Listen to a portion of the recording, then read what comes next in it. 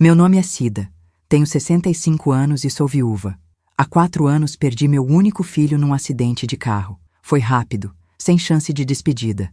Aquilo me quebrou, mas eu precisava ser forte pelo meu neto, o Lucas. Se você gosta de histórias reais, de gente como a gente, já deixa seu like e se inscreve no canal para não perder nada. Meu filho deixou a esposa, a Vanessa e o Lucas, que na época tinha só 6 anos. Eu sou aposentada, ganho um salário mínimo.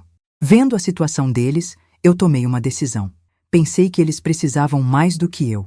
Então, todo mês, no dia 5, eu sacava minha aposentadoria inteira e entregava na mão da Vanessa. O dinheiro mal parava na minha conta. Eu dizia, é pro Lucas, para não faltar nada para ele. Ela sempre agradecia com os olhos cheios de lágrimas, falando que as contas estavam apertadas. Durante 4 anos foi assim. Eu vivia com o mínimo. Fazia um bico ou outro de costura para comprar meu arroz e feijão.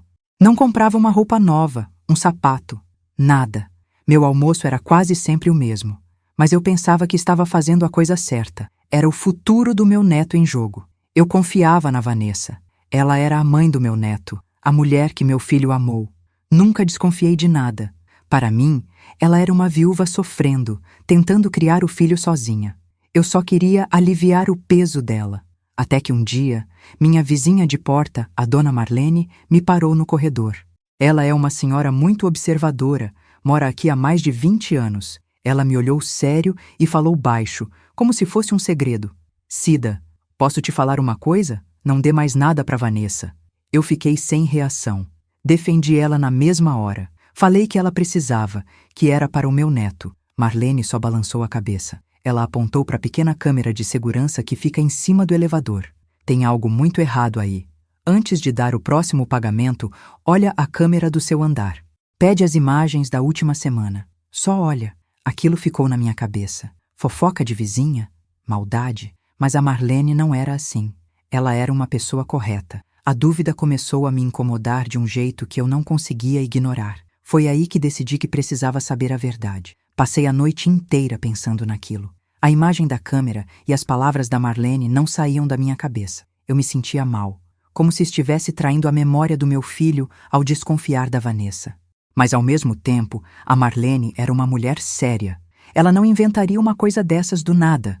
A dúvida era pior que qualquer certeza. No dia seguinte, tomei coragem e bati na porta do seu antenor, o síndico do prédio. Ele me atendeu com a cara amarrada de sempre. Eu inventei uma desculpa. Disse que tinha perdido um brinco de ouro no corredor, um presente do meu falecido marido, e queria ver nas imagens se alguém tinha pegado. Era uma mentira fraca, mas foi a única coisa que pensei. Ele resmungou um pouco, falou da burocracia, mas me levou para a pequena sala de segurança nos fundos do prédio. A tela mostrava as imagens de 4 câmeras ao mesmo tempo. Uma delas era a do meu andar. Ele me deixou sozinha ali. Sentei na cadeira e comecei a voltar às gravações. Passei pelo dia anterior, depois pelo outro. Eu via os vizinhos passando, o entregador de pizza, as crianças correndo. Por um momento, senti um alívio. Pensei que a Marlene tinha se enganado. Estava quase desistindo quando vi a porta da Vanessa se abrir. Era de 2 dias atrás, por volta das 3 da tarde. Ela saiu, olhou para os lados e desceu pelo elevador. Não tinha nada de estranho nisso, mas eu continuei assistindo. Uns 10 minutos depois, um homem que eu nunca tinha visto na vida apareceu no corredor. Ele era mais novo, bem arrumado. Ele não bateu na porta. Ele tirou uma chave do bolso, abriu a porta do apartamento dela e entrou.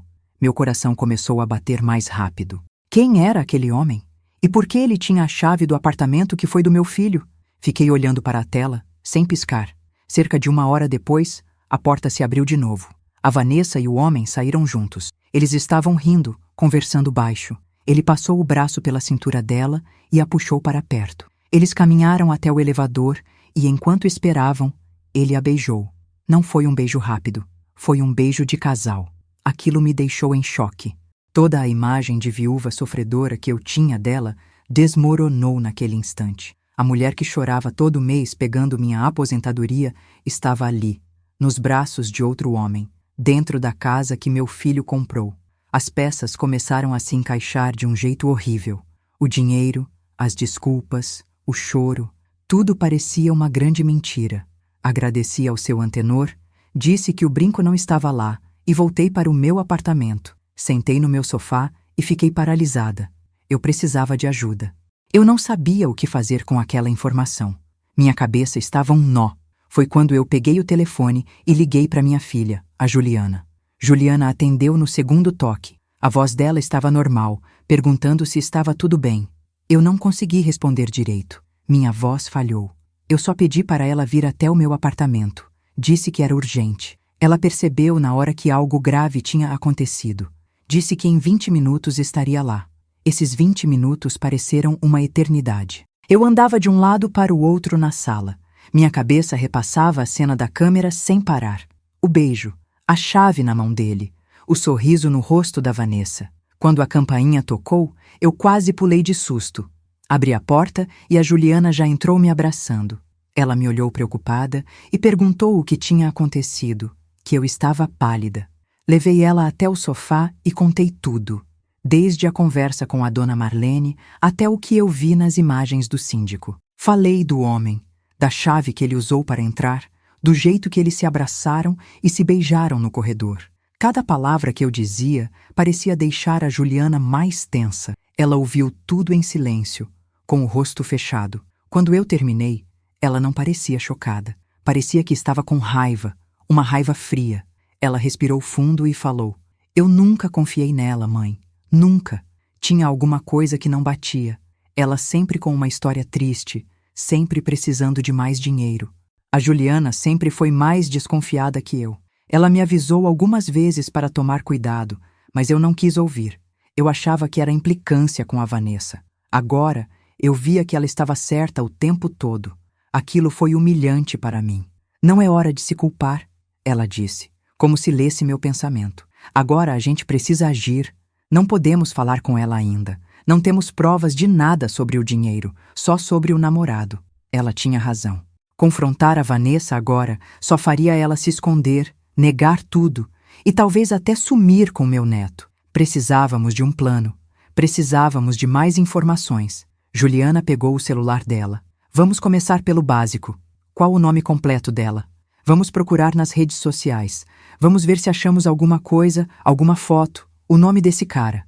Ela começou a digitar rápido. "E amanhã, mãe, é dia de pagamento, não é? Você não vai dar um centavo para ela. A gente vai seguir essa mulher. Vamos ver exatamente onde o seu dinheiro está indo." A determinação na voz dela me deu um pouco de força. Eu não estava mais sozinha nisso. Foi quando decidimos que íamos descobrir toda a verdade.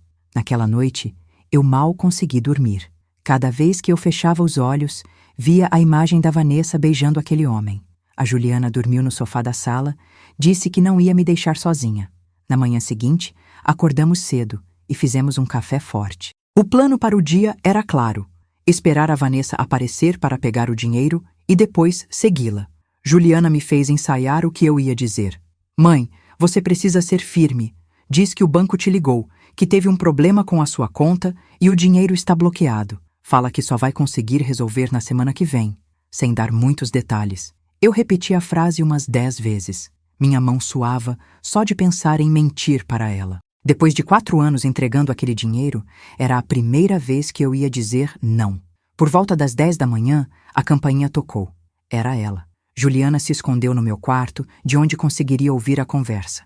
Respirei fundo e abri a porta. Vanessa estava com a mesma cara de sempre. Um ar cansado, um sorriso triste. Ela me deu um abraço e perguntou se eu estava bem. A falsidade dela me deu um enjoo. "Oi, Cida." "Tudo bem? Eu só passei para pegar o dinheiro. Hoje vence o aluguel e a conta de luz", ela disse, já estendendo a mão discretamente. Meu coração parecia que ia sair pela boca. Forcei minha voz a sair calma. "Vanessa, aconteceu um imprevisto. O banco bloqueou minha conta. Disseram que teve uma movimentação suspeita e eu preciso ir na agência resolver. Não vou ter o dinheiro hoje." A expressão dela mudou na hora. O sorriso triste sumiu e apareceu uma linha dura no lugar. "Como assim bloqueou?" "Mas eu preciso do dinheiro hoje, Cida. O proprietário não espera." A voz dela já não era de coitada, era de cobrança. Aquilo me deu a força que eu precisava. A raiva começou a superar o medo. Eu não posso fazer nada agora, Vanessa. O dinheiro não está disponível, eu repeti, tentando manter a calma. Ela insistiu, disse que o neto dela ia ficar sem luz, que eles podiam ser despejados. Ela tentou usar meu neto contra mim. Foi baixo. Eu apenas disse que sentia muito, mas que ela teria que esperar. Ela me olhou por alguns segundos com uma raiva que eu nunca tinha visto. Ela viu que eu não ia ceder. Então ela se virou sem dizer mais nada e foi embora, batendo a porta do elevador com força. Fechei a porta e me encostei nela, tremendo. Juliana saiu do quarto e me abraçou. Você foi ótima, mãe. Agora rápido, vamos nos arrumar. A gente precisa ver onde ela vai arrumar esse dinheiro.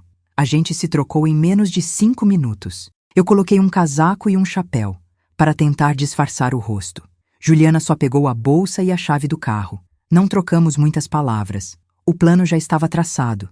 Descemos pela escada de serviço para não correr o risco de cruzar com a Vanessa no elevador ou na portaria. O carro da Juliana estava na rua. Entramos e ela deu a partida. Felizmente, a Vanessa ainda não tinha saído do prédio. Vimos o carro dela, um modelo popular que meu filho tinha dado de presente, parado na frente do portão da garagem. Ela estava dentro, falando no celular. Parecia nervosa, gesticulava muito. Juliana estacionou do outro lado da rua, atrás de uma van, onde tínhamos uma boa visão sem chamar atenção. Ficamos ali, em silêncio, por uns 10 minutos. Finalmente, ela desligou o telefone e arrancou com o carro. Juliana esperou alguns segundos e foi atrás. Fica calma, mãe. Eu sei dirigir. Ela não vai nos ver, minha filha disse, sem tirar os olhos do trânsito. Eu só conseguia concordar com a cabeça. Meu coração estava acelerado. Seguir alguém daquele jeito era coisa de filme. Nunca imaginei passar por isso. Vanessa não foi para casa.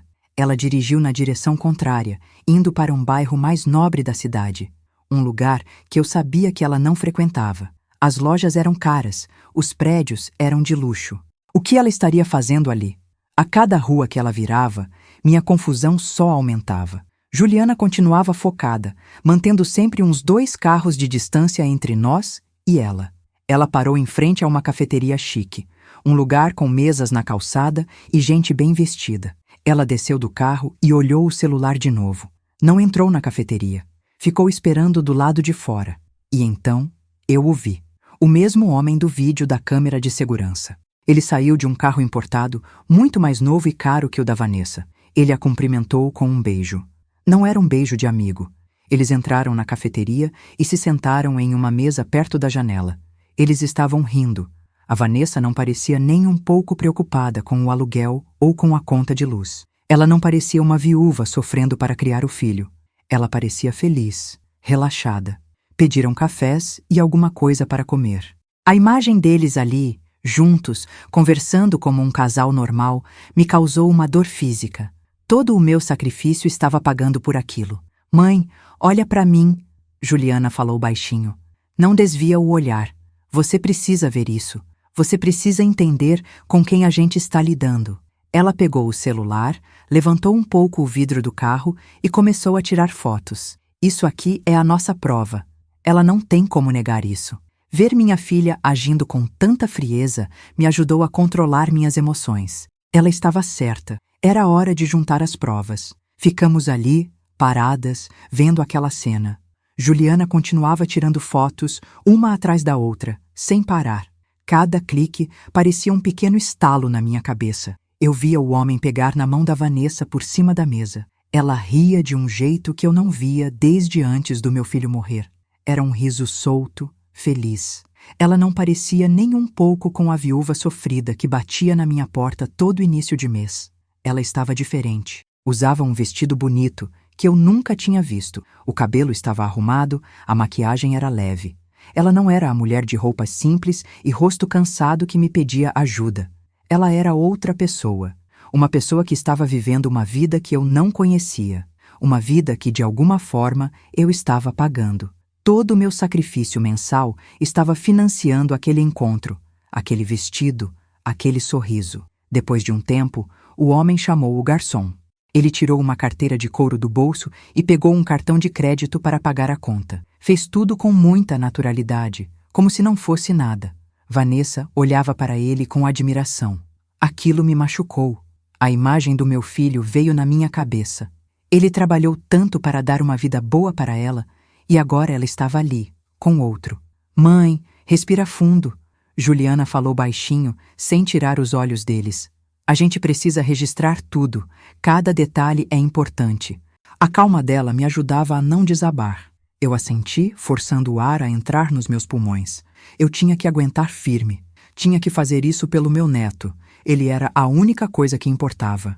Eles se levantaram e saíram da cafeteria. Na calçada, ele a abraçou e deu outro beijo nela. Um beijo longo. Depois, em vez de cada um ir para o seu carro, eles começaram a andar pela rua, de mãos dadas, como um casal de namorados. Eles olhavam as vitrines, conversavam. Pareciam um casal normal planejando o futuro. Juliana ligou o carro e foi seguindo eles, bem devagar, pela rua. Eles andaram por um quarteirão e pararam em frente a uma joalheria. Uma daquelas lojas com seguranças na porta e poucas peças expostas, todas muito brilhantes. Eu senti um frio na barriga. Eles se olharam por um instante e entraram na loja. O que eles estão fazendo aí? Eu perguntei, mais para mim mesma do que para a Juliana. Minha filha não respondeu. Ela estacionou o carro um pouco mais para frente, em um lugar que nos dava a visão da vitrine. Ficamos em silêncio por um minuto, apenas observando. Pelo vidro, eu vi o vendedor se aproximar deles com uma bandeja. Vanessa apontou para algo. O vendedor pegou um anel e entregou para ela. Ela colocou no dedo e mostrou para o homem. Ele sorriu e a abraçou por trás, beijando seu pescoço. Ela estava experimentando um anel de noivado, com o homem que ela conheceu enquanto meu filho ainda estava vivo. A raiva que eu senti foi tão forte que eu precisei fechar os olhos. Juliana pegou o celular de novo. Temos que registrar isso. Isso é a prova final, mãe. Eu abri os olhos e foquei na cena. A mão da Juliana estava firme no celular, gravando tudo. O homem tirou um cartão da carteira e entregou para o vendedor. Não houve hesitação. Ele parecia estar comprando pão na padaria. Não um anel que provavelmente valia mais do que a minha aposentadoria de um ano inteiro. Vanessa olhava para o anel no seu dedo, sorrindo. Ela virou a mão de um lado para o outro, admirando o brilho. Depois de alguns minutos, o vendedor voltou com uma sacola pequena e elegante. O homem pegou a sacola e entregou para a Vanessa. Eles se beijaram dentro da loja. Uma cena de filme. Minha filha parou de gravar. Pronto, mãe. Temos o suficiente por hoje. A voz dela era baixa, controlada. Eu só consegui balançar a cabeça, concordando. Vimos eles saírem da joalheria de mãos dadas. Eles não voltaram para os carros. Em vez disso, continuaram andando, entraram em um prédio comercial logo ao lado. Um prédio cheio de escritórios. O que tem ali? Perguntei com a voz fraca. Juliana pegou o celular de novo, mas dessa vez para pesquisar. Consultórios, escritórios de advocacia, um monte de coisa. Ela olhou para o prédio e depois para mim. Não vamos segui-los lá dentro. Já temos o que precisamos por agora. Vamos para casa. Ela ligou o carro e fez o retorno, se afastando dali. O silêncio dentro do carro era pesado. Eu olhava pela janela, mas não via nada. A imagem do anel no dedo da Vanessa não saía da minha cabeça. Depois de uns 10 minutos dirigindo, Juliana quebrou o silêncio. Mãe, eu sei que isso é difícil, mas agora a gente tem provas concretas. Ela não pode mais negar. Ela não está passando necessidade. Ela está vivendo uma vida de luxo com outro homem, usando o seu dinheiro. Cada palavra era um fato, sem emoção. Era exatamente o que eu precisava ouvir para não desmoronar. E o meu neto? Foi a única coisa que eu consegui perguntar. Onde ele está enquanto ela faz tudo isso? Provavelmente na escola ou com uma babá que ela paga com o seu dinheiro. Juliana respondeu, sem desviar os olhos da estrada. É por ele que estamos fazendo isso. Precisamos garantir que ele fique bem. Que o dinheiro que o pai dele deixou seja usado para ele, não para sustentar essa vida dupla da Vanessa. Eu respirei fundo. Ela estava certa. Meu neto era o centro de tudo. Todo o resto era só barulho. A dor, a traição, a raiva. Nada disso importava mais do que o futuro daquele menino. O que a gente faz agora, filha? Perguntei. Agora, a gente para de investigar por conta própria. Ela disse com firmeza. Isso ficou maior do que a gente. Precisamos de ajuda profissional.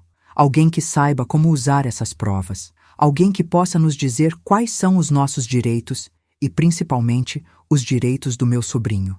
Eu entendi na hora o que ela queria dizer. Não era mais uma questão de família, de conversar e resolver. Era uma questão legal. Vanessa não estava apenas mentindo, ela estava me enganando financeiramente. Você está falando de um advogado, eu disse. Exatamente, Juliana confirmou, virando na rua da minha casa. Vamos ligar para um amanhã. O primeiro passo é entender o tamanho do problema e montar um plano. Chega de agir no escuro. Ela estacionou o carro na frente do meu portão. Pela primeira vez naquele dia, eu senti uma ponta de esperança. Nós tínhamos um plano. Entramos em casa e eu fui direto para o sofá. Meu corpo parecia pesar o dobro. Juliana foi até a cozinha, pegou um copo de água para mim e se sentou na poltrona com o notebook no colo. Ela não disse nada, só começou a digitar. O som das teclas era a única coisa que quebrava o silêncio. Fiquei observando ela, focada, pesquisando por advogados de família na nossa cidade. Ela lia as avaliações, entrava nos sites, anotava nomes e telefones. Ela estava no controle e isso me acalmava. Depois de quase 1 hora, ela olhou para mim. Achei um. Parece ser muito bom, especializado em direito de família e questões financeiras. O nome dele é Dr. Almeida. Ela virou o notebook na minha direção, mas eu só balancei a cabeça. Eu confio em você, filha. Se você acha que ele é o certo, então vamos com ele. Juliana assentiu e pegou o celular. Ela ligou para o escritório e marcou uma consulta para a manhã seguinte. A secretária foi direta e pediu que levássemos todos os documentos e provas que tivéssemos. Aquela noite eu mal consegui dormir. Cada vez que eu fechava os olhos, via a Vanessa sorrindo, com aquele anel no dedo. Não era só a traição ao meu filho, era a zombaria comigo. Ela me fazia sentir como uma idiota. Eu me levantei e fui até o quarto do meu neto, o quarto que ele usava quando dormia aqui em casa. Olhei para os brinquedos dele, para a foto dele com o pai na estante. Foi ali que eu decidi que não ia fraquejar. A dor era grande, mas o amor pelo meu neto era maior. Eu ia até o fim por ele. No dia seguinte, Juliana me buscou cedo. Levamos uma pasta com tudo que tínhamos. Os extratos bancários mostrando as transferências mensais para a Vanessa, o vídeo da câmera do prédio e as gravações que fizemos no shopping. O escritório do Dr. Almeida ficava em um prédio sério no centro da cidade. A sala de espera era silenciosa e organizada. Logo fomos chamados. Dr. Almeida era um homem de uns 50 anos, com uma aparência calma, mas com um olhar muito atento. Sentamos na frente da mesa dele. Juliana começou a falar. Ela explicou toda a situação de forma clara e objetiva, desde a morte do meu filho até a descoberta no shopping. Eu apenas concordava com a cabeça, incapaz de falar. Quando ela terminou, eu entreguei a pasta para o advogado. Ele abriu e começou a analisar os extratos, um por um. Depois, Juliana conectou o celular a um pequeno aparelho e projetou os vídeos na parede da sala. Primeiro, o vídeo da câmera de segurança, com o homem entrando e saindo do apartamento. Depois, o vídeo da joalheria. Doutor Almeida assistiu a tudo sem dizer uma palavra, o rosto impassível. Quando as imagens terminaram, ele ficou em silêncio por um instante, organizando os pensamentos. Ele olhou para mim e depois para Juliana. O que vocês trouxeram aqui é muito sério, ele disse com a voz firme. Isso vai além de uma simples mentira. Pelos extratos e pela vida de luxo que ela aparenta ter, existe uma grande chance de isso se enquadrar em apropriação indébita e até estelionato. Aquelas palavras eram pesadas. Ele nos disse qual era o primeiro passo. O primeiro passo, continuou o Dr. Almeida, é cessar imediatamente qualquer transferência de dinheiro para a conta dela. Ele fez uma pausa, olhando para mim. Eu sei que isso é difícil, mas é fundamental. Cada centavo que a senhora envia a partir de agora pode ser visto como um presente e não como uma obrigação. Isso enfraquece nosso caso. Eu engoli em seco. A ideia de cortar o dinheiro me dava um frio na barriga. E se meu neto precisasse de algo? E se a Vanessa fizesse um escândalo? Mas como eu faço isso? Perguntei com a voz fraca. Eu não posso simplesmente parar. Ela vai ligar, vai vir aqui em casa. Exato, disse o advogado. E é por isso que não vamos simplesmente parar. Nós vamos notificá-la formalmente. Vou redigir um documento informando que, por orientação legal, os auxílios financeiros serão suspensos para uma reavaliação da situação. Isso a coloca na defensiva e nos dá tempo. Juliana anotava tudo num caderninho. E qual é o próximo passo, depois da notificação? Enquanto ela processa essa informação, nós vamos agir, explicou o Dr. Almeida. Precisamos de um panorama completo das finanças dela. Vou entrar com um pedido judicial para ter acesso aos extratos bancários e faturas de cartão de crédito dela dos últimos 4 anos. Com as provas que vocês já trouxeram, é muito provável que o juiz autorize. Queremos saber exatamente para onde foi cada centavo que sua mãe deu. A ideia de vasculhar a vida da Vanessa daquele jeito era estranha, mas necessária. Ele continuou, explicando que também faríamos uma busca por bens em nome dela ou do tal amante. Carros, imóveis, qualquer coisa que pudesse ter sido comprada com o meu dinheiro. Isso não é mais uma briga de família, dona Cida, ele disse, me olhando diretamente nos olhos. Isso é uma operação para recuperar o que é do seu neto por direito. Precisamos ser metódicos e frios. A consulta durou mais 1 hora. Saímos de lá com uma lista de tarefas. A primeira era ir ao meu banco e cancelar a transferência automática. A segunda era esperar o rascunho da notificação que o Dr. Almeida enviaria por e-mail para a Juliana revisar. A terceira era não atender nenhuma ligação da Vanessa. Toda a comunicação, a partir daquele momento, seria através do advogado. No carro, voltando para casa, o silêncio era pesado. Eu me sentia esgotada, como se tivesse corrido uma maratona. Você está bem, mãe? Juliana perguntou, sem tirar os olhos do trânsito. Eu vou ficar, respondi. Só é muita coisa para processar.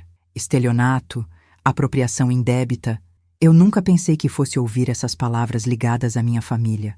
Ela deixou de ser família quando fez o que fez, Juliana disse, com uma dureza que eu raramente via nela. Agora, ela é só um problema que a gente precisa resolver.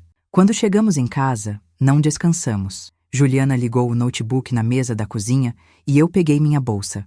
Eu vou ao banco agora mesmo, eu disse. Não vou esperar até amanhã. Ela concordou com a cabeça. Certo. Enquanto isso, vou ficar esperando o e-mail do Dr. Almeida. Quando você voltar, a gente lê a notificação juntas. Peguei as chaves do carro e saí.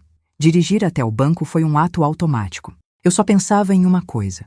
O fluxo de dinheiro que sustentou aquela farsa por 4 anos ia parar hoje. E a responsabilidade era minha.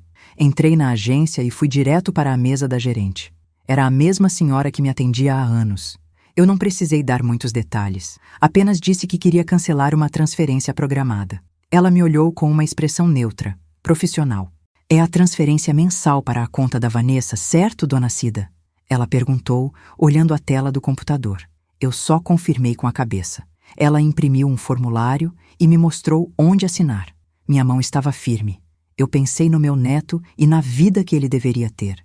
Assinei meu nome no papel sem hesitar. O ato foi simples, mas o peso dele era enorme. Em menos de 5 minutos, estava tudo resolvido. A gerente confirmou o cancelamento. A partir de hoje, nenhuma transferência será feita, ela disse. Agradeci e saí. Do lado de fora, respirei fundo. O passo mais difícil, o de cortar o fluxo, estava dado. Agora era só lidar com as consequências. Quando voltei para casa, Juliana estava concentrada no notebook. Conseguiu? Ela perguntou sem levantar o olhar. Sim, está cancelado. Ótimo. O e-mail do Dr. Almeida chegou. Vem ler. Eu me sentei ao lado dela e olhamos a tela juntas. Era o rascunho da notificação que seria enviada para a Vanessa. A linguagem era formal, impessoal. Falava em suspensão do auxílio financeiro voluntário para uma reavaliação da situação patrimonial. Não havia acusações, apenas termos legais que deixavam claro que a ajuda tinha acabado por enquanto. O texto dizia que qualquer comunicação deveria ser feita através do escritório do Dr. Almeida. É tão frio, eu comentei. É para ser, mãe. Isso mostra que não estamos mais brincando. Vou responder ao Dr. Almeida e dizer que ele pode enviar. Juliana digitou a resposta e apertou enviar. Um silêncio tomou conta da cozinha. Era como se tivéssemos acionado uma bomba relógio. Agora era só esperar. E não demorou muito. Menos de 1 hora depois, meu celular começou a tocar. O nome Vanessa brilhava na tela. Meu estômago gelou. O impulso de atender era quase incontrolável. Era a força do hábito, a preocupação que ela tinha explorado por tanto tempo. Juliana colocou a mão sobre a minha. Lembra o que o advogado disse? Não atenda, deixa tocar. Nós ficamos ali, paradas, ouvindo o toque do celular ecoar na cozinha. Tocou até cair na caixa postal. Logo em seguida, o celular de Juliana começou a tocar. Era ela de novo. Juliana apenas recusou a chamada. 1 minuto depois, chegou uma mensagem no meu celular. Eu li em voz alta para Juliana. Sogra, por que você não me atende? Aconteceu alguma coisa? O dinheiro não caiu na conta. Estou preocupada. A preocupação dela não era comigo, nem com meu neto. Era com o dinheiro. Aquela mensagem só confirmou que estávamos fazendo a coisa certa. Eu não respondi. Apaguei a mensagem e coloquei o celular no modo silencioso. A guerra tinha começado. As mensagens não paravam de chegar. Foram umas 5, uma atrás da outra. Eram uma mistura de preocupação falsa e um tom de cobrança que ficava cada vez mais claro. O aluguel vence amanhã, dizia uma. O que eu vou falar para o proprietário? Dizia a outra. Ela estava tentando nos pressionar, usando as despesas como arma. Juliana pegou meu celular e o desligou. Fez o mesmo com o dela. Pronto, ela disse. Agora a gente tem um pouco de paz. Mas a paz durou menos de meia hora. A campainha tocou. Um toque longo, insistente. A gente se olhou, não precisava nem perguntar quem era. Fomos até a porta e Juliana olhou pelo olho mágico. É ela, sussurrou. E ela não está sozinha. Meu estômago afundou. Olhei pelo olho mágico também.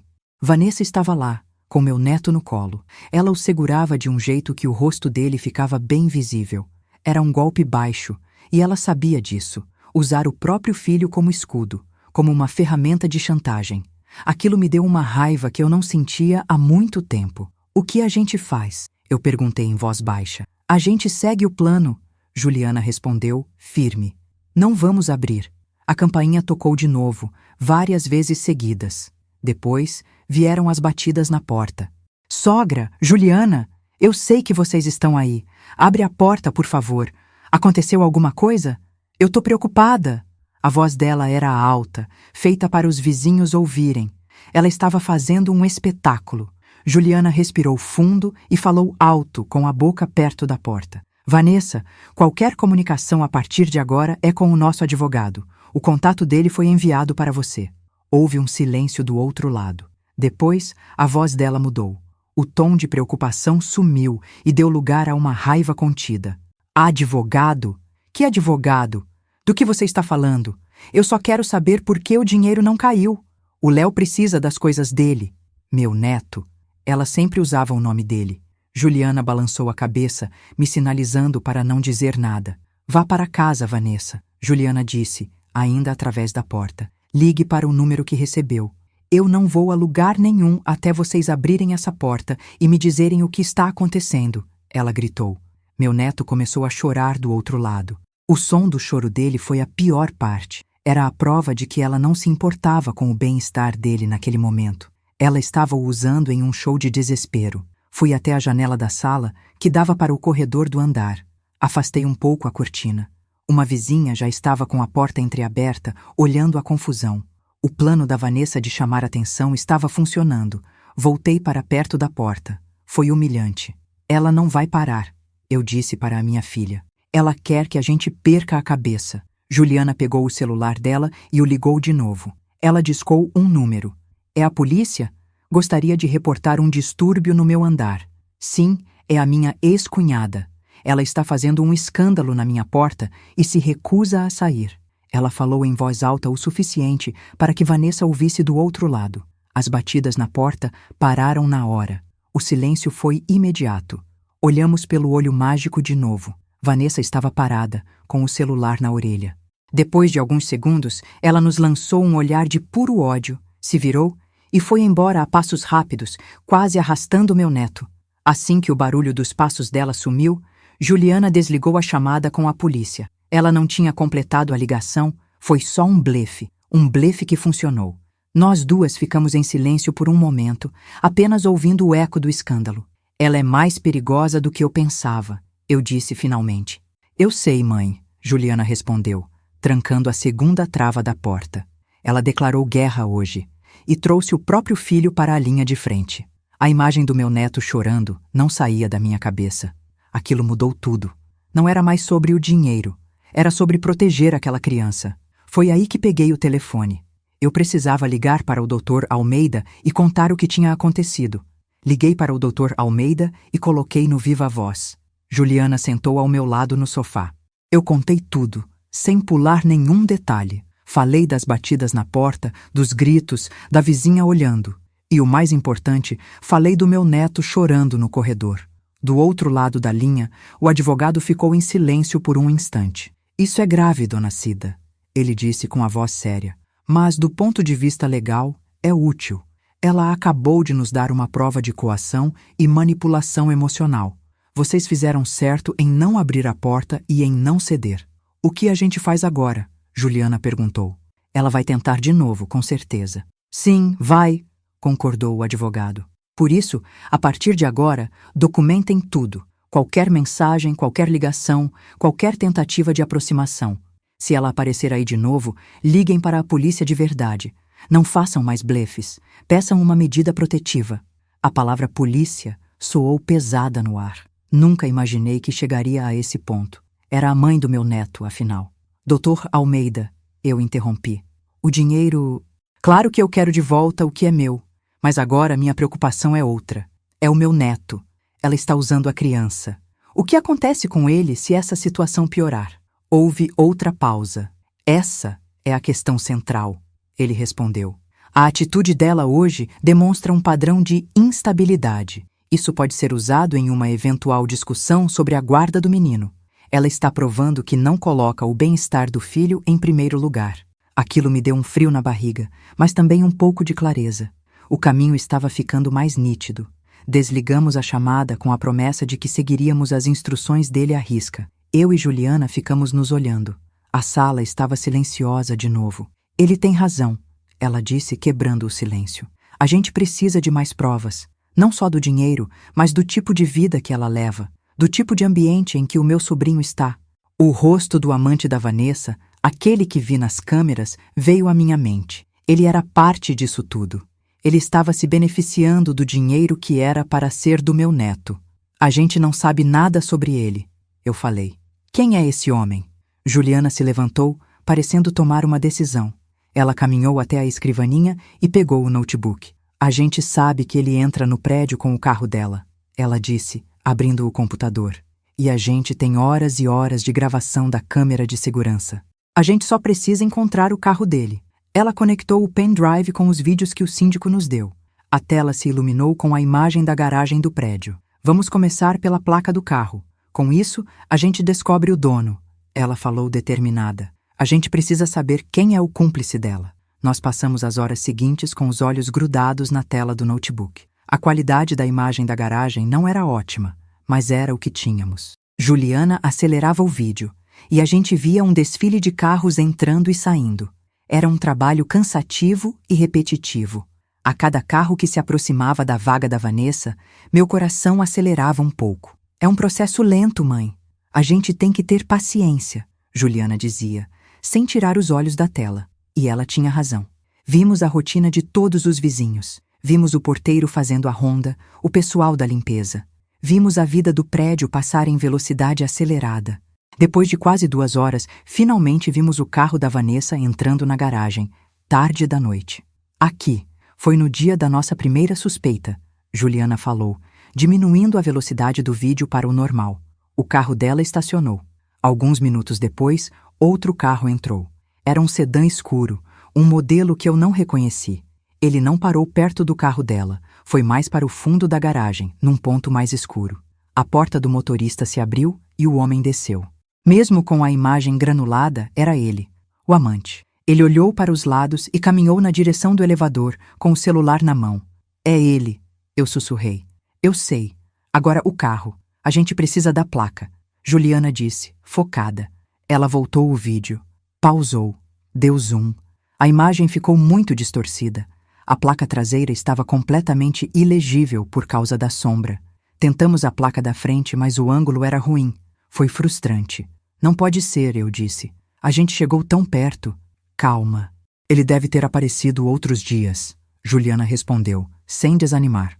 Ela abriu outro arquivo de vídeo, de 2 dias depois. Repetimos o processo.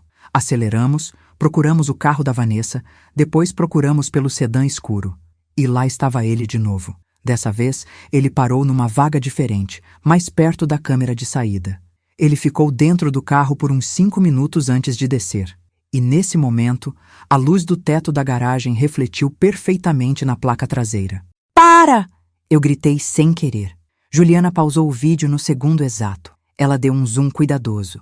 As letras e os números apareceram na tela, nítidos. Eram claros como o dia. Nós conseguimos. Ficamos ali, olhando para a placa, em silêncio. Era uma pequena sequência de caracteres, mas parecia uma chave. Juliana pegou um bloco de notas e uma caneta. Ela anotou a placa, conferindo 3 vezes com a imagem na tela para ter certeza de que não havia nenhum erro. Pronto! Ela disse, colocando a caneta de lado. Agora ele não é mais só um rosto na câmera. Ele tem um registro. O que a gente faz com isso? Eu perguntei, sentindo um pingo de esperança.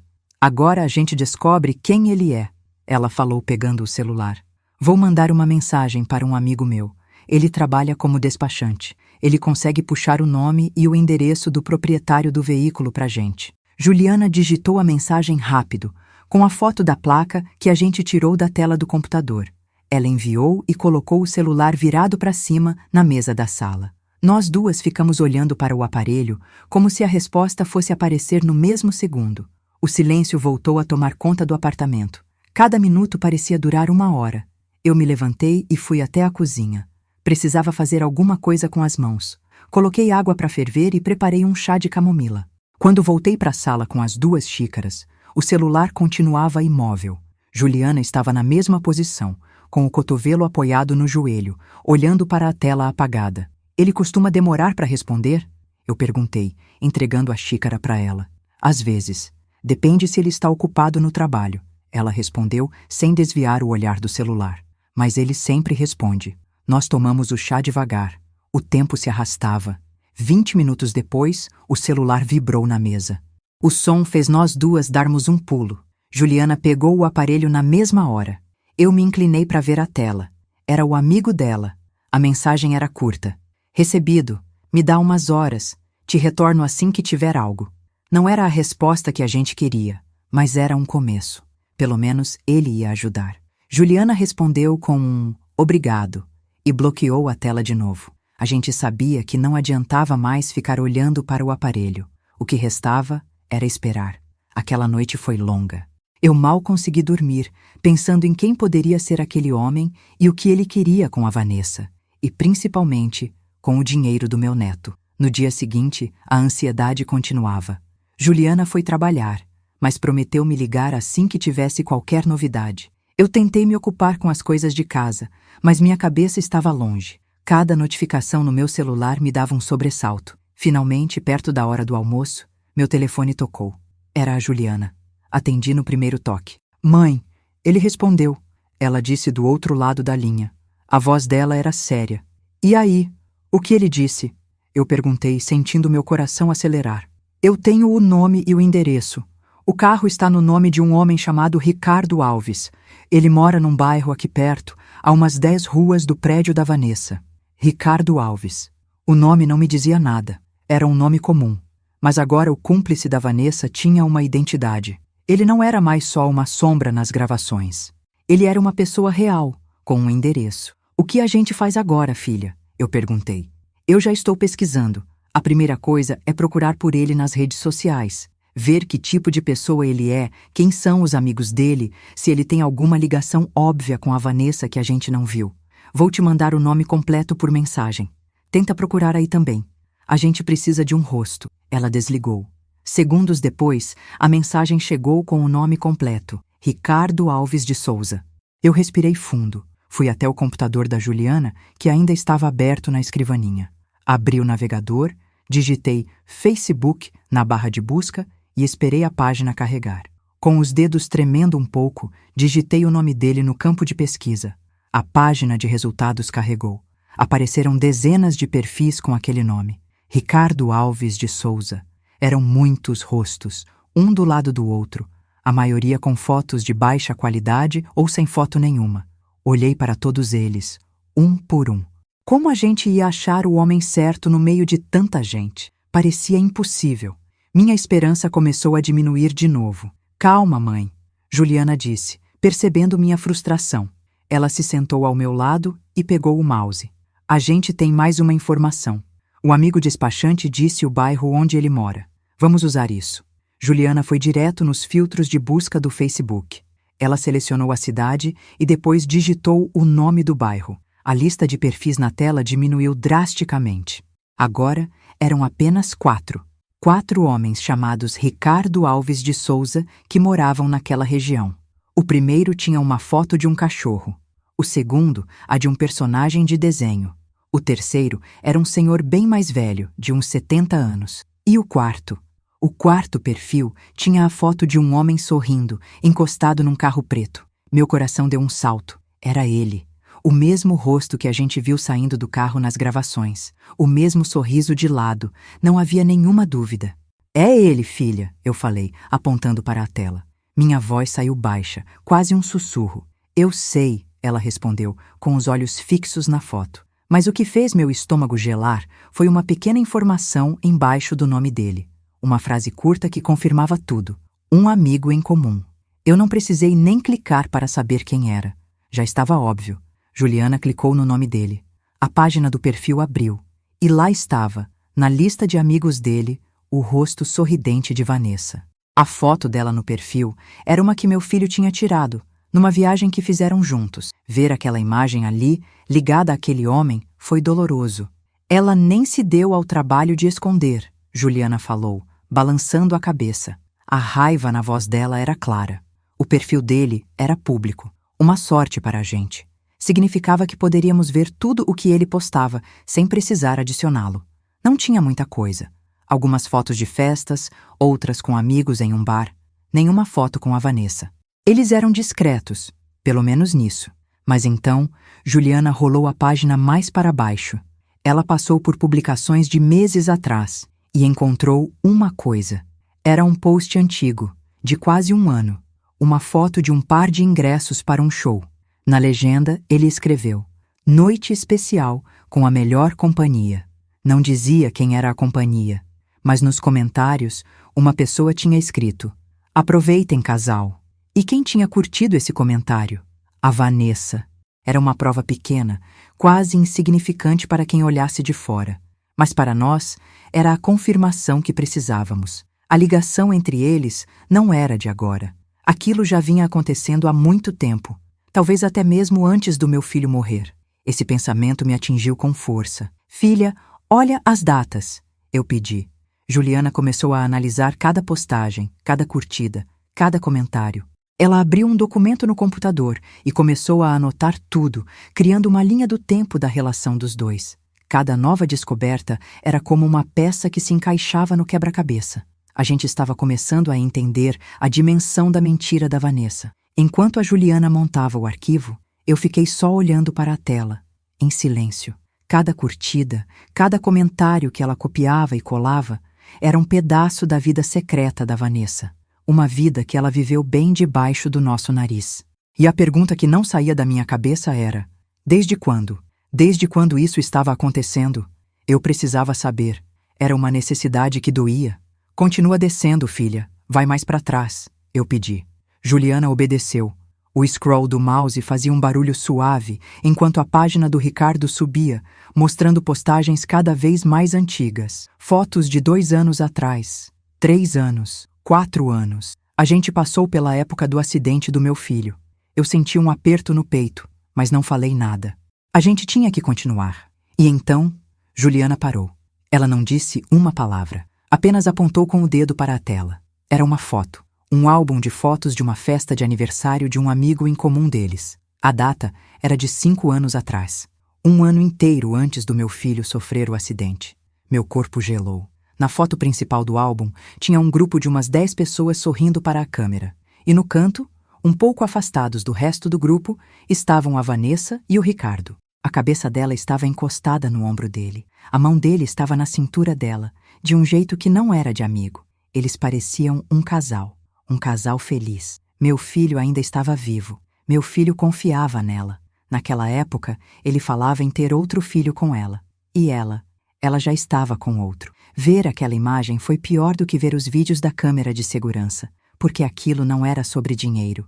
Era sobre traição. Uma traição que meu filho nunca soube.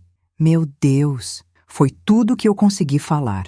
As lágrimas começaram a descer pelo meu rosto sem que eu percebesse. Juliana me abraçou de lado, sem tirar os olhos da tela. A raiva dela era palpável. Eu vou salvar isso tudo, mãe. Cada foto, cada comentário. Ela começou a salvar as imagens, uma por uma, numa pasta separada no computador. A prova estava ali, clara como o dia.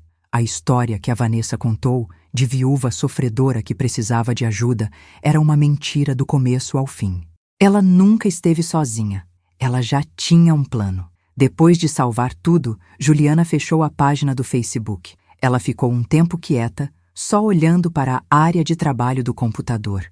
Eu sequei meu rosto. A tristeza estava dando lugar a uma coisa diferente. Uma determinação fria.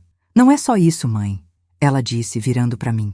Se ela mente sobre isso há tanto tempo, ela mente sobre o dinheiro também. E com certeza não é de agora. Eu concordei com a cabeça. As peças se encaixavam. O dinheiro da aposentadoria não era só para sustentar o amante. Era para outra coisa. A gente precisa saber para onde o seu dinheiro foi. Exatamente para onde, ela continuou. A gente já viu que eles não gastam com luxo. Não tem viagem, não tem carro novo. Esse dinheiro está indo para algum lugar. A imagem do meu neto veio na minha cabeça. O futuro dele. Tudo que meu filho deixou para ele, Vanessa poderia estar desviando. Como a gente descobre isso, filha? Perguntei. Juliana olhou para o telefone dela, depois para mim. A expressão dela era séria. Eu não sei. Isso vai além de procurar em rede social. A gente precisa de ajuda profissional. Alguém que saiba como rastrear dinheiro, como achar contas, dívidas, tudo. Ela pegou o celular. Eu tenho uma amiga que é advogada. Ela trabalha com direito de família. Talvez ela não seja a pessoa certa, mas com certeza conhece quem é. Vou ligar para ela agora. Juliana pegou o celular e se afastou um pouco, indo para o canto da sala. Eu fiquei sentada no sofá, observando cada movimento dela. Meu coração estava um pouco acelerado. Era a primeira vez em muito tempo que a gente não estava só reagindo às coisas que a Vanessa fazia. A gente estava agindo. Eu só ouvia a voz da minha filha, baixa e firme. Oi, Clara, tudo bem? Desculpa ligar essa hora. É a Juliana. Preciso de um conselho urgente. É sobre a minha mãe. Ela fez uma pausa longa, provavelmente ouvindo a amiga do outro lado da linha. É complicado. Envolve minha cunhada, a viúva do meu irmão. Juliana começou a andar de um lado para o outro. A gente descobriu umas coisas muito sérias. Sim, tem a ver com dinheiro. O dinheiro da aposentadoria da minha mãe, que ela dava para Vanessa todo mês. Ela parou de andar e ficou olhando para a parede concentrada. A gente tem provas de que ela tem um caso e que já tinha antes do meu irmão morrer. Mas o dinheiro é o principal. Ela ficou em silêncio por quase 1 minuto, só balançando a cabeça de vez em quando. Entendi. Certo. Então a primeira coisa é... prova documental. Certo. Mais uma pausa. Um perito? Você conhece alguém? Ok. Me passa o contato depois. A gente precisa saber o que procurar primeiro, né? Ela agradeceu e desligou o telefone. Ela veio na minha direção. O rosto dela estava mais sério do que antes. Mãe, a Clara confirmou o que a gente pensava. As fotos e conversas da rede social ajudam a provar a má-fé, a traição. Mas para provar o desvio do dinheiro, a gente precisa de papel. Que tipo de papel? Eu perguntei. Extratos bancários, faturas de cartão de crédito, comprovantes de transferência, qualquer coisa que mostre para onde o seu dinheiro foi. Ela disse que sem isso, a gente não consegue provar nada na justiça. É a palavra dela contra a nossa. Isso era um problema. Todos esses documentos ficavam na casa da Vanessa. Ela nunca me deixaria ver essas coisas. Eu nunca nem tinha entrado no pequeno escritório que ela montou no apartamento, onde guardava todas as papéis importantes. Mas como a gente vai conseguir isso, filha? Ela não vai entregar pra gente por bem. Juliana pensou por um instante, mordendo o lábio. A gente precisa de uma desculpa para entrar lá. E a gente precisa que ela não esteja em casa quando a gente fizer isso. A mente dela trabalhava rápido. Você ainda tem a chave do apartamento, mãe? Aquela chave reserva que o meu irmão te deu? Eu parei para pensar. Tinha uma chave antiga de emergência que ficava pendurada no meu chaveiro há anos. Eu nunca tinha usado desde que meu filho se foi. Eu nem sabia se o segredo da porta ainda era o mesmo. Acho que sim, eu respondi, meio incerta. Está no meu chaveiro. Mas e se ela trocou a fechadura? É um risco, mas a gente tem que tentar, ela disse. Agora, a gente precisa de um motivo para ela sair de casa por algumas horas. Uma ideia surgiu na minha cabeça. Era arriscada, mas era a única que fazia sentido. O meu neto, eu disse. A gente pode ligar e falar que quer levar ele para passar o dia no shopping ou no cinema. A Vanessa sempre gosta de ter um tempo livre só para ela. Ela nunca recusa. Juliana me olhou e um pequeno sorriso apareceu no rosto dela. Isso é perfeito, mãe. Perfeito. A gente pega meu sobrinho, leva para passear e, enquanto isso, a gente procura os documentos. O plano era ousado. Entrar na casa dela sem permissão era errado, eu sabia. Mas o que ela estava fazendo com a gente, com a memória do meu filho e com o futuro do meu neto, era muito pior. Eu precisava proteger o menino. Foi aí que eu tomei a decisão final. Vamos fazer isso, eu falei, com uma firmeza que nem eu sabia que tinha. Quando? Juliana olhou o calendário no celular. Amanhã. Não podemos esperar mais. A gente mal dormiu naquela noite. Eu fiquei virando na cama, pensando em tudo que podia dar errado. A chave podia não funcionar. A Vanessa podia voltar mais cedo. E se ela pegasse a gente lá dentro? Era um risco enorme. Mas quando amanheceu, a Juliana já estava de pé, com uma xícara de café na mão. A calma dela me deu um pouco de força. Ela olhou para mim e disse: "É agora, mãe. Vamos fazer isso." Ela pegou o celular e respirou fundo. "Vou ligar. Seja o que Deus quiser." Eu fiquei do lado dela, sem conseguir falar nada, só observando. "Oi, Vanessa. Tudo bem? É a Ju." Uma pausa. "Tudo ótimo por aqui." Então, eu e a mamãe estávamos pensando... A gente queria saber se o Léo não quer passar o dia com a gente. Cinema, lanchonete, essas coisas. Outra pausa, mais longa. Eu segurei a respiração. "Ah, que bom! Ele vai adorar. A gente pode pegar ele em 1 hora?" Ela sorriu um pouco. "Combinado, então. Beijo, tchau." Ela desligou e olhou para mim. Ela aceitou na hora. Disse que precisava mesmo de um dia para resolver umas coisas no centro. Mal sabe ela que coisas somos nós. Meu coração disparou. 1 hora. Era muito pouco tempo. Eu corri para o meu quarto e peguei o meu chaveiro. Lá estava ela, a chave pequena e um pouco gasta, a chave da casa do meu filho. Pegar aquela chave parecia errado, como se eu estivesse invadindo a privacidade dele. Mas eu pensei no meu neto. Era por ele. Eu coloquei a chave no bolso da calça. Juliana já estava se arrumando. "Vamos, mãe. A gente precisa parecer o mais normal possível, como se fosse só um dia de avó e tia com o sobrinho." Eu assenti, troquei de roupa e fomos. O caminho até o prédio dela foi em silêncio. Cada semáforo vermelho parecia durar uma eternidade. Quando chegamos, Juliana interfonou. A voz da Vanessa soou normal, animada até. "Já estamos descendo." Poucos minutos depois, a porta do prédio se abriu. Lá estava ela, segurando a mão do meu neto. Vanessa estava toda arrumada, maquiada, provavelmente ia se encontrar com aquele homem. Ela sorriu pra gente. "Oi, obrigada por isso, vocês estão salvando meu dia." Ela deu um beijo no meu neto. "Se comporta, tá, meu amor? A vovó e a tia Ju vão te mimar muito." Meu neto correu e me abraçou. Eu apertei ele forte, tentando não demonstrar o nervosismo.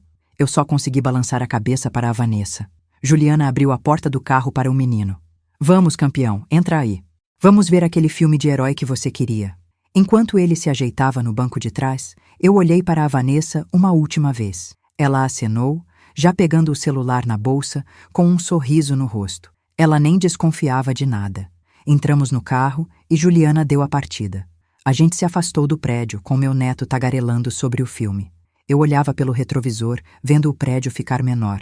Juliana olhou para mim. "Vamos levar ele para o shopping, comprar um lanche. Daqui a pouco, a gente volta." A gente foi até o shopping, que ficava a uns 20 minutos de lá. Compramos o ingresso para o meu neto, um balde de pipoca e um refrigerante gigante.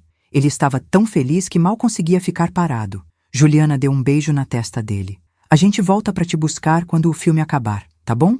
Se comporta." Ele só fez que sim com a cabeça, já de olho na tela. Vê-lo ali, seguro e feliz, me deu a força que eu precisava para o que viria a seguir. Saímos do cinema e voltamos para o carro em silêncio. O caminho de volta para o prédio pareceu muito mais curto. Meu coração batia forte, na garganta. Juliana estacionou o carro a uma quadra de distância, para não chamar atenção. Pronta, mãe? Ela perguntou, segurando minha mão.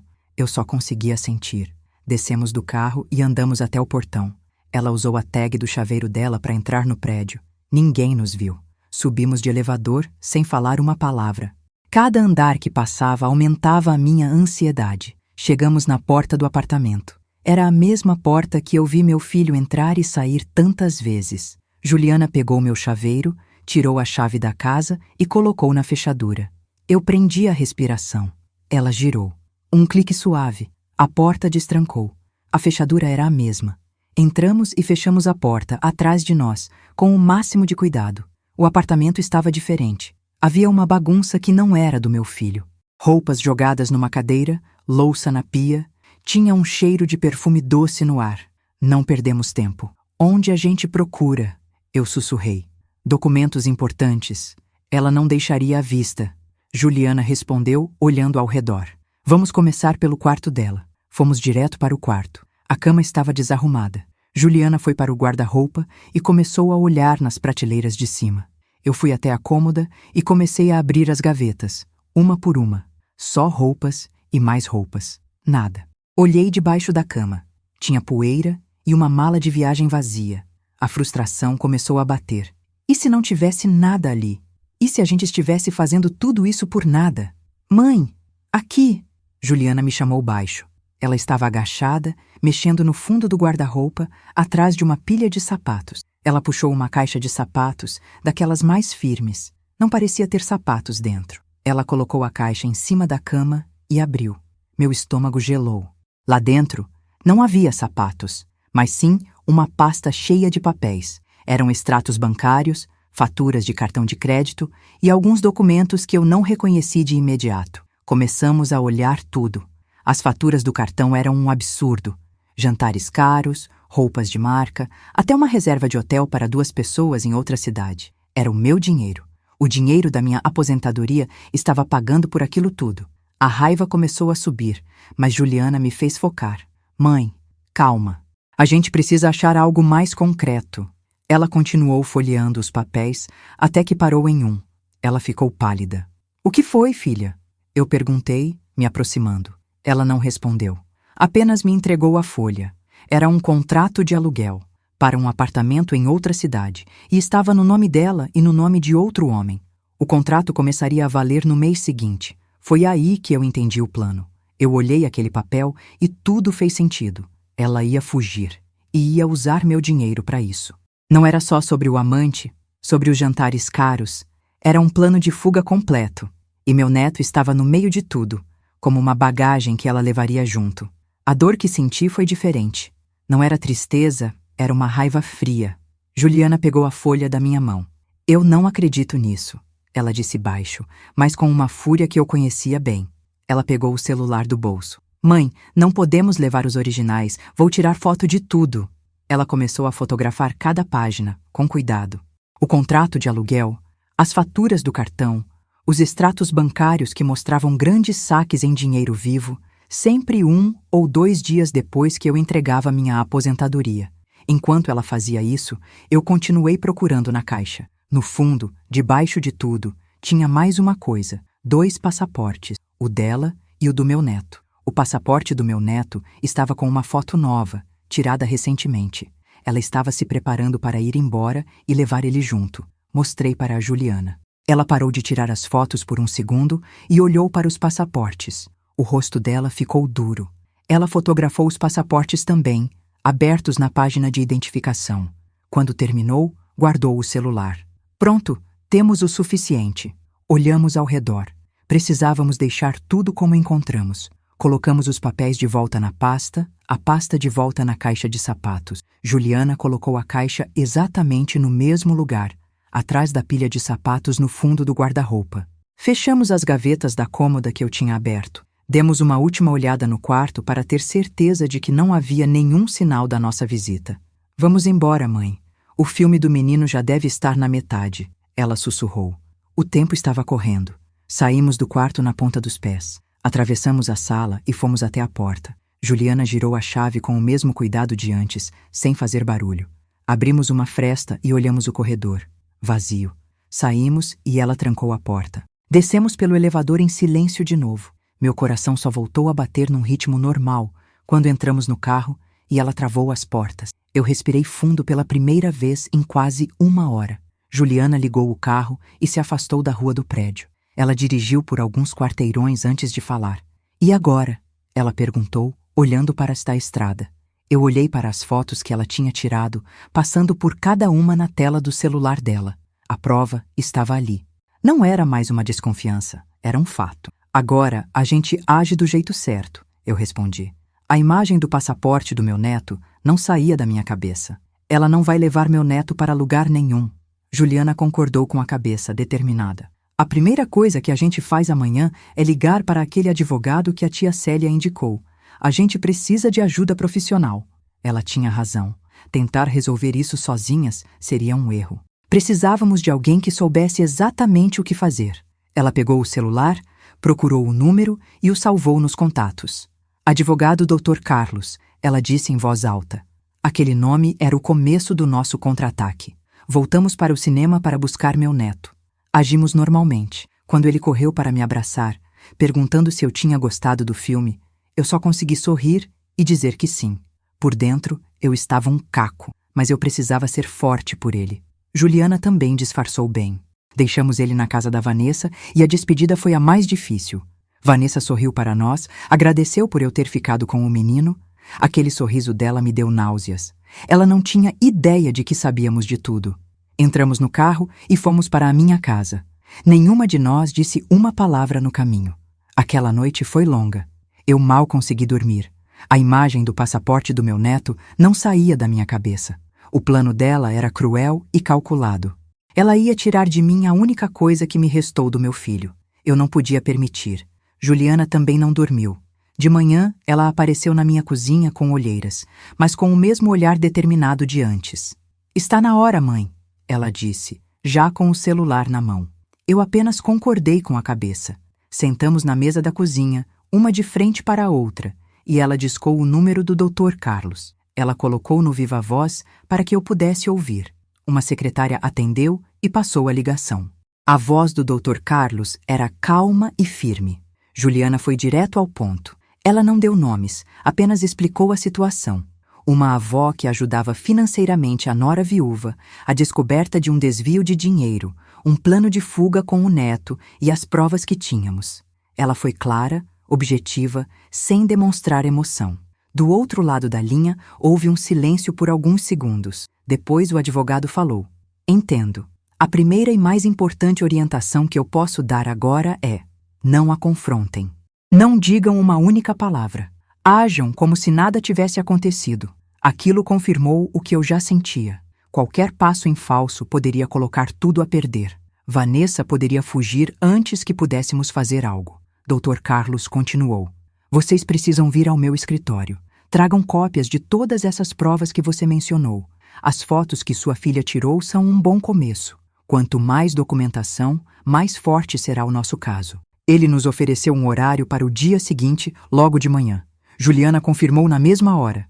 Estaremos aí, doutor. Obrigada. Ela desligou o telefone e olhou para mim. Mãe, temos que organizar isso. Passamos o resto do dia nos preparando. Juliana foi a uma gráfica e imprimiu todas as fotos que tirou do celular.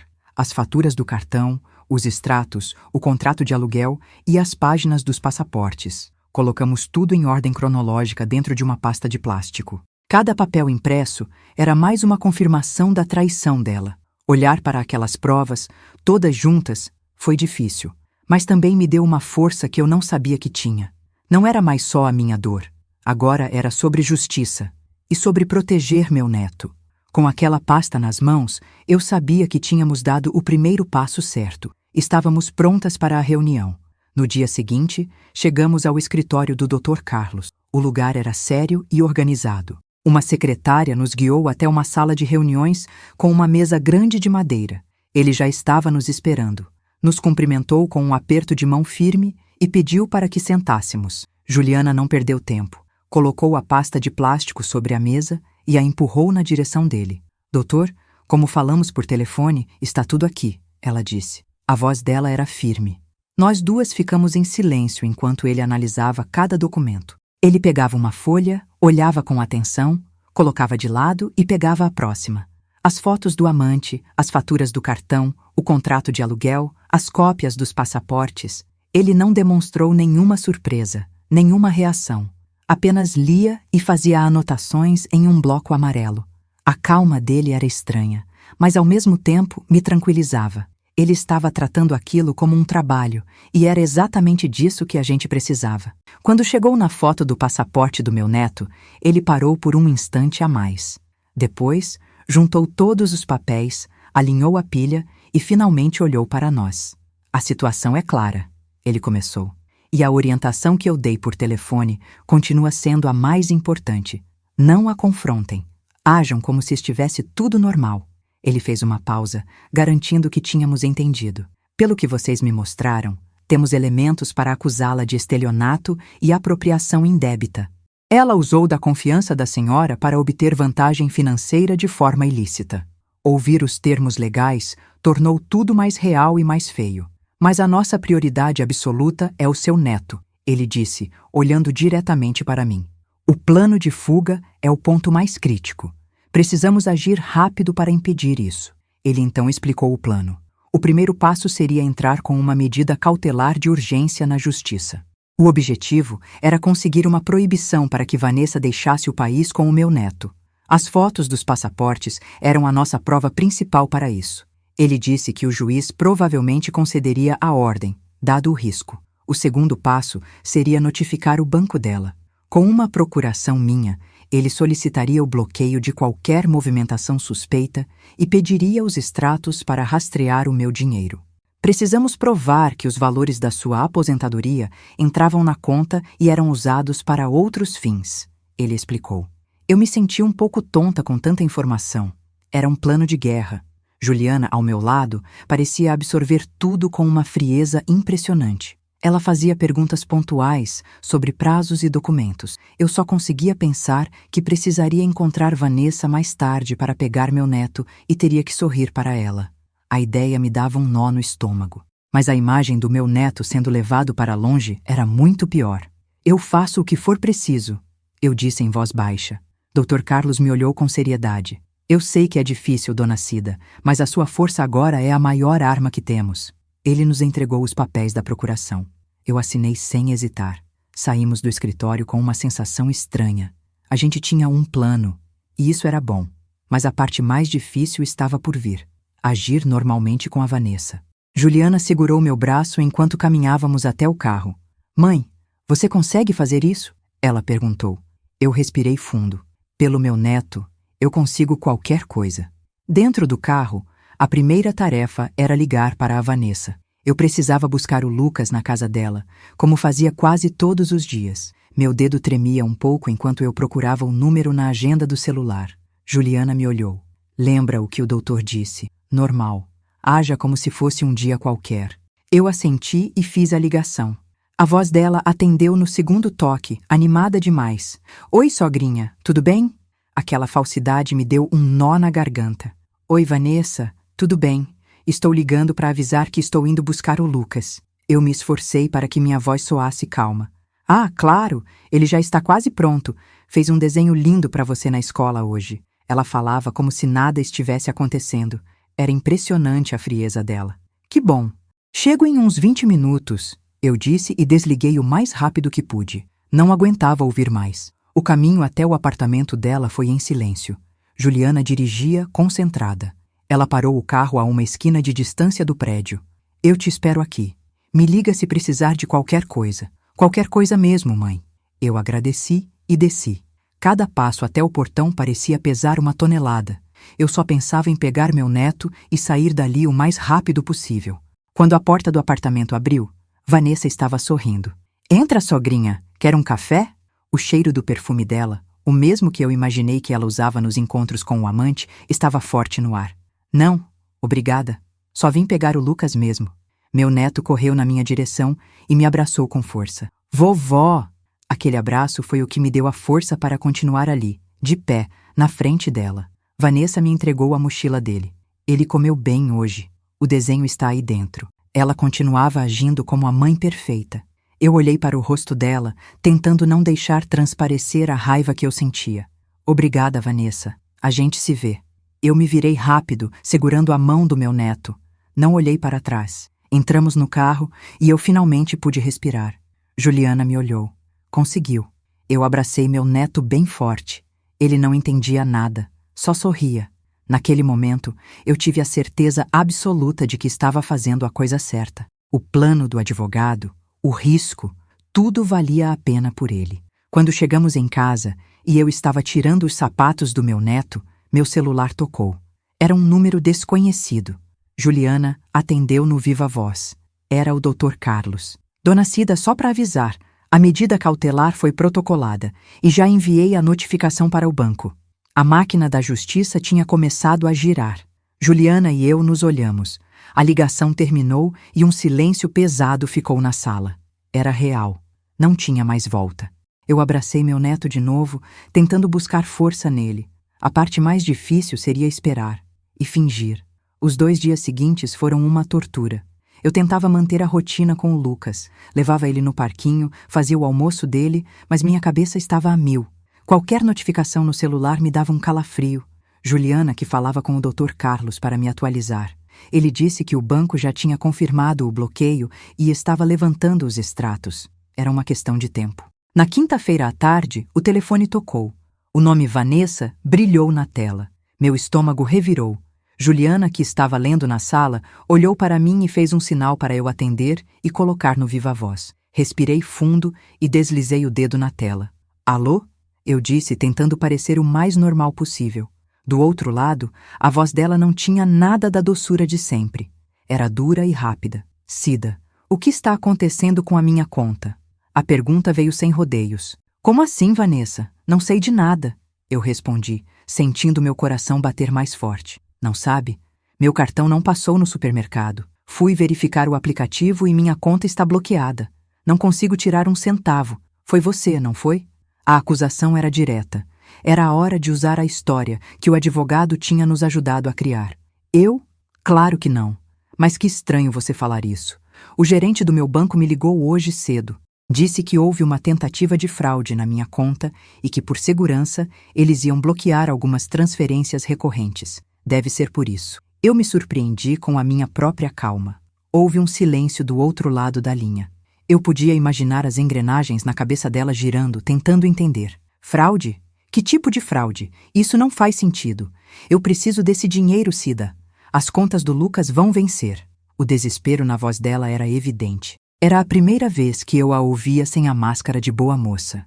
Eu sei, minha filha. Eu também fiquei preocupada. O gerente disse que leva uns 2 ou 3 dias úteis para investigar e liberar tudo. Assim que eu souber de algo, eu te ligo. 3 dias? Eu não posso esperar 3 dias. Ela praticamente gritou no telefone.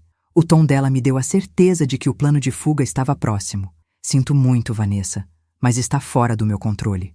Agora preciso desligar. O Lucas está me chamando para brincar, eu disse, encerrando a conversa o mais rápido que pude. Desliguei o telefone e olhei para Juliana. Minhas mãos estavam tremendo um pouco. Ela mordeu a isca, Juliana disse, com um alívio contido. A mentira tinha funcionado, mas nós duas sabíamos que aquilo só tinha comprado um pouco de tempo. Vanessa estava acuada, e uma pessoa acuada podia fazer qualquer coisa. Peguei o celular novamente. Era hora de avisar o doutor Carlos que a pressão tinha começado. Liguei para o Dr. Carlos e contei sobre a ligação de Vanessa. Do outro lado da linha, ele ouviu tudo com atenção. Perfeito, dona Cida. Era exatamente a reação que esperávamos. Ela está desesperada porque o plano dela foi interrompido. A calma dele me ajudou a controlar meu próprio nervosismo. E agora, doutor? O que a gente faz? Perguntei. Agora vocês mantêm a história. Não cedam, ela vai pressionar mais, talvez até apareça aí. Se isso acontecer, não deixem ela entrar. Conversem pela porta se precisar. Sejam firmes. Desliguei o telefone sentindo um peso enorme. A parte mais difícil ainda estava por vir. Passamos o resto daquela quinta-feira e a manhã de sexta em estado de alerta. Qualquer carro que parava na rua, qualquer barulho no corredor do prédio, fazia meu coração disparar. Juliana ficou trabalhando de casa, para não me deixar sozinha com o Lucas. Tentamos manter a normalidade por causa dele. Montamos quebra-cabeça, assistimos desenho, mas a tensão estava no ar. Eu olhava para o meu neto, tão inocente no meio de tudo aquilo, e a minha determinação só aumentava. Eu não ia falhar com ele. O dinheiro não era o mais importante, mas sim a verdade e a proteção dele. Na sexta, depois do almoço, enquanto Lucas tirava uma soneca, a campainha tocou. Não era o som do interfone. Era alguém batendo na porta, forte. Eu e Juliana nos olhamos. Eu sabia quem era. Fui até a porta e olhei pelo olho mágico. Vanessa. O rosto dela estava transtornado, muito diferente da mulher calma que eu conhecia. Juliana veio para o meu lado e sussurrou. Lembra o que o doutor disse? Firmeza, mãe.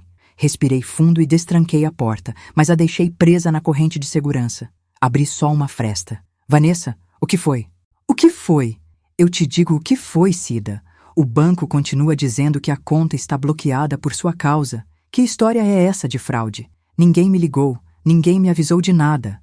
Ela disse, com a voz alta, quase um grito. Ela tentou empurrar a porta, mas a corrente segurou. Abaixe a voz, Vanessa. O Lucas está dormindo. Eu falei, mantendo meu tom o mais controlado possível. Eu já te disse o que o gerente me falou. É um procedimento de segurança deles. Eu não tenho controle sobre isso. Eu não acredito em você. Você está mentindo. Eu preciso do dinheiro. Tenho contas para pagar. Tenho compromissos. Ela insistia, os olhos fixos nos meus. A máscara de boa nora tinha caído completamente. Ali na minha frente estava uma estranha, uma pessoa desesperada e com raiva. Eu sinto muito, mas você vai ter que esperar o banco resolver. Assim como eu, respondi, repetindo o roteiro. Juliana colocou a mão no meu ombro, me dando apoio. A presença dela ali foi fundamental. Vanessa me olhou por mais alguns segundos, o rosto vermelho de fúria. Ela viu que não ia conseguir nada. Você vai se arrepender disso, Cida. Você e a Juliana, ela disse, a voz cheia de veneno.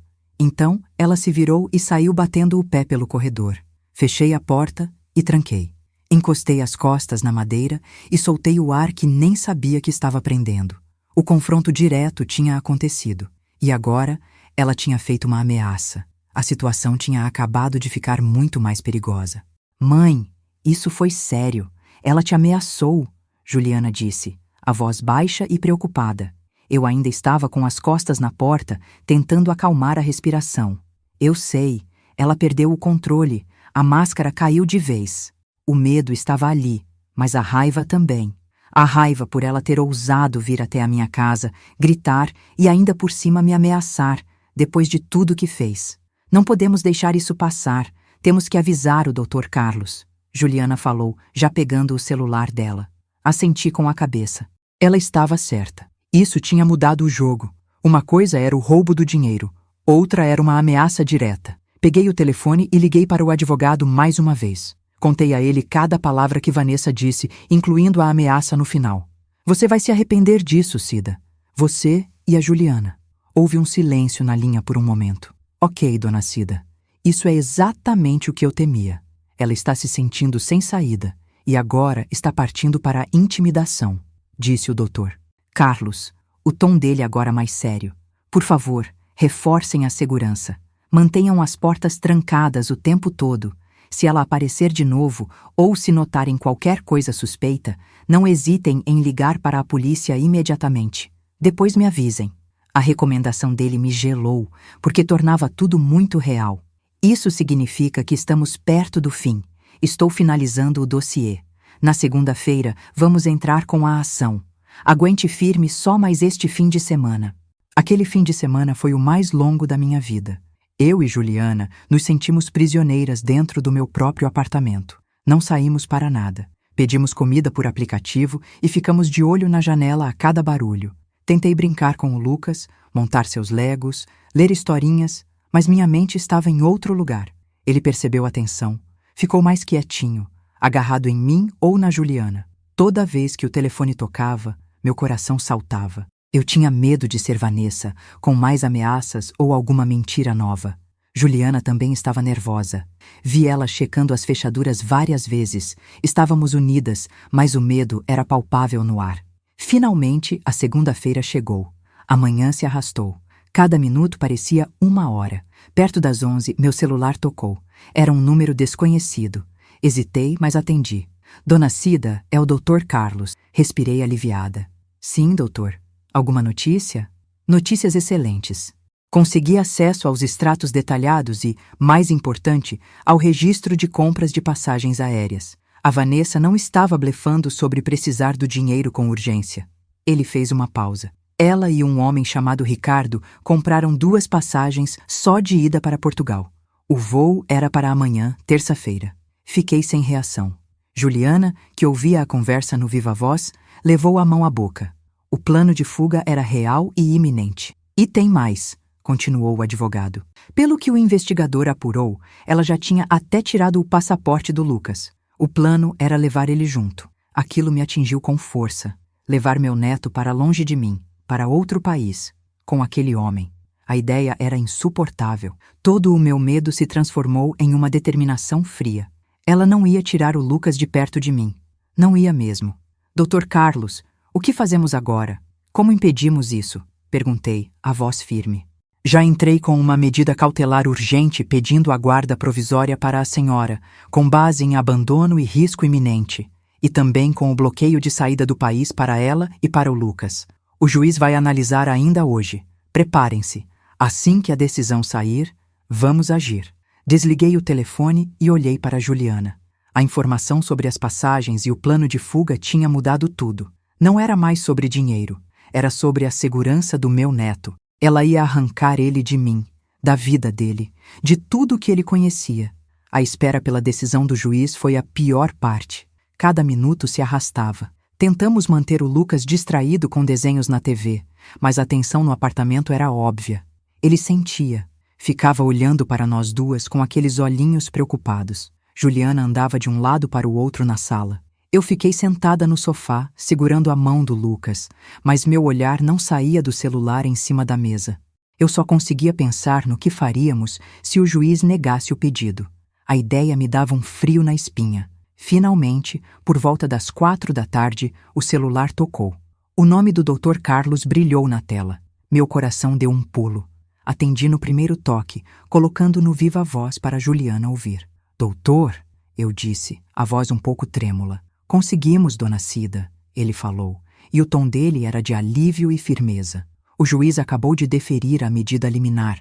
A guarda provisória do Lucas é sua. E a Vanessa está oficialmente proibida de deixar o país com ele.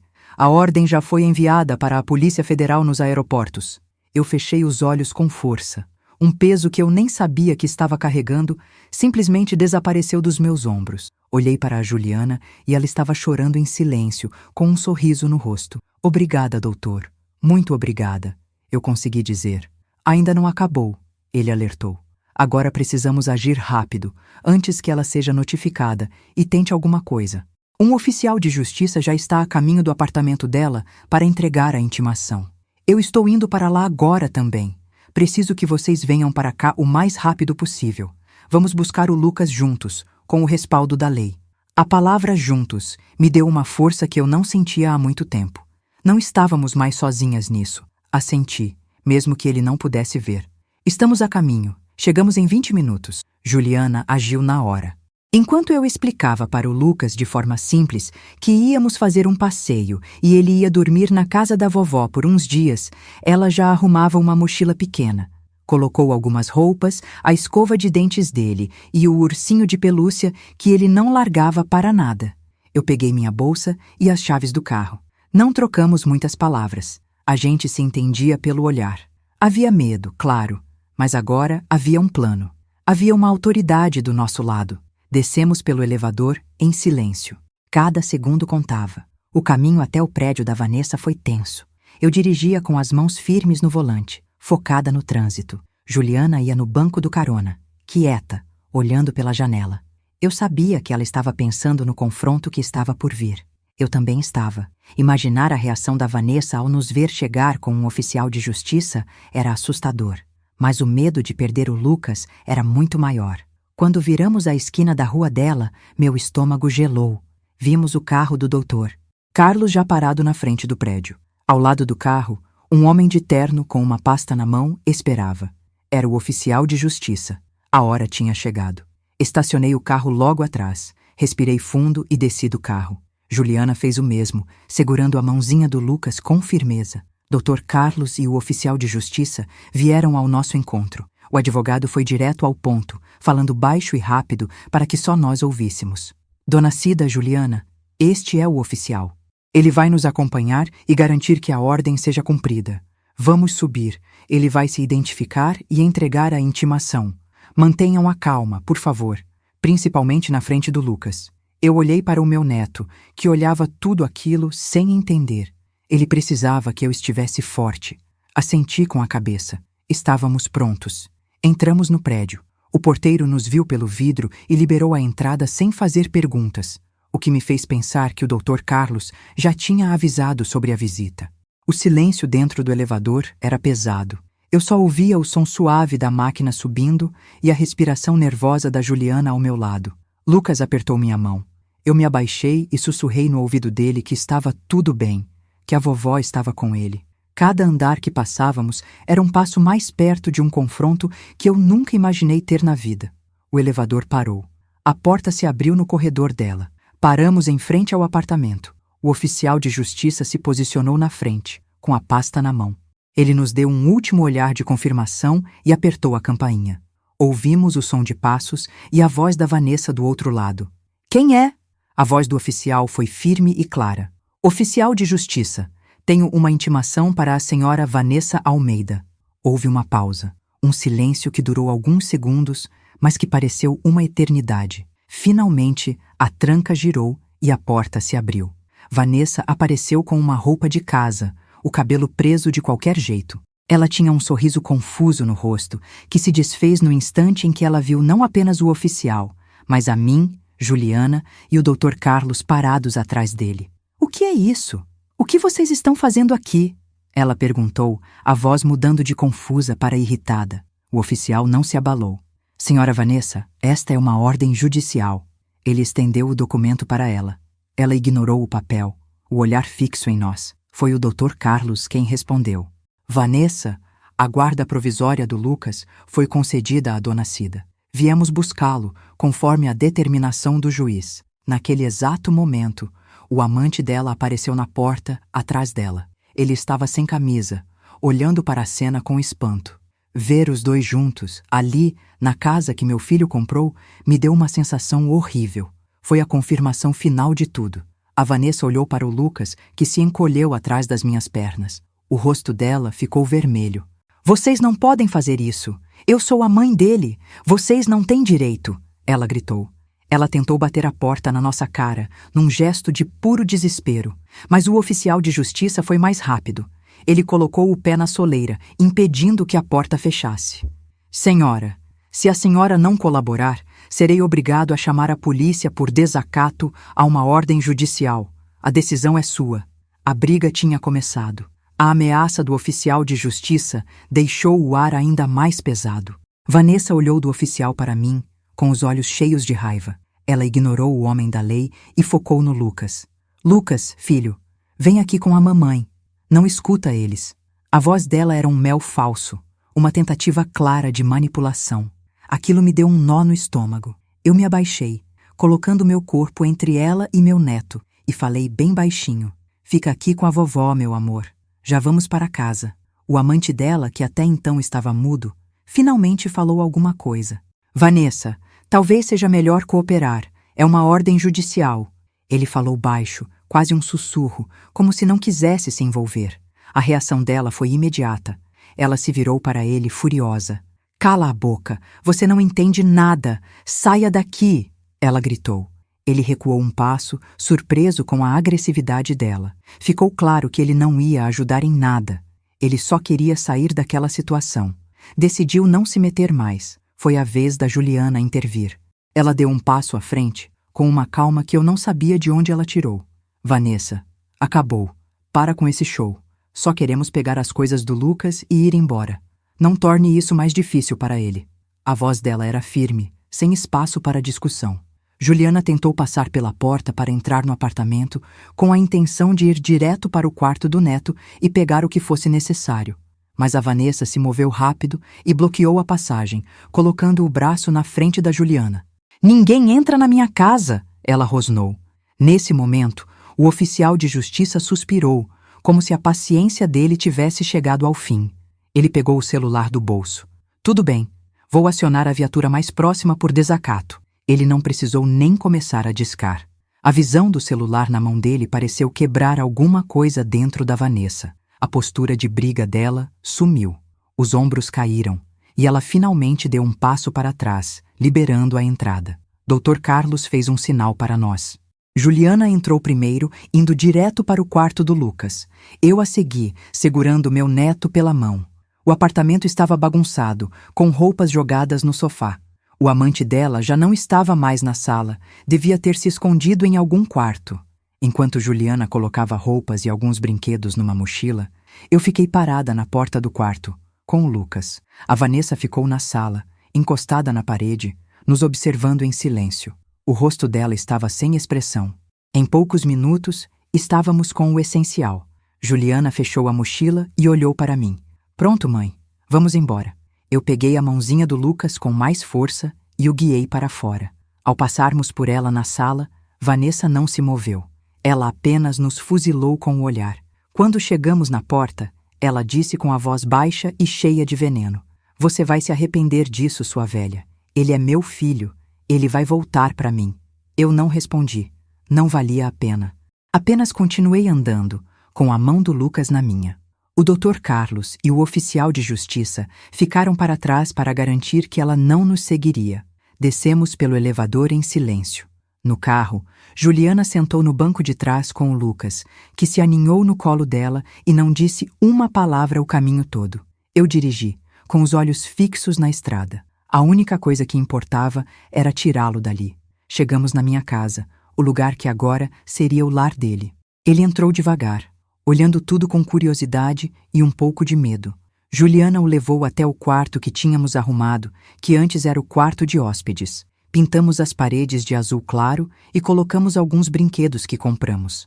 Ele ficou parado na porta, olhando para a cama nova. Vi nos olhos dele que ele estava perdido, sem entender direito o que estava acontecendo. Naquela noite, ele só dormiu depois que eu sentei ao lado da cama dele e prometi que não sairia dali.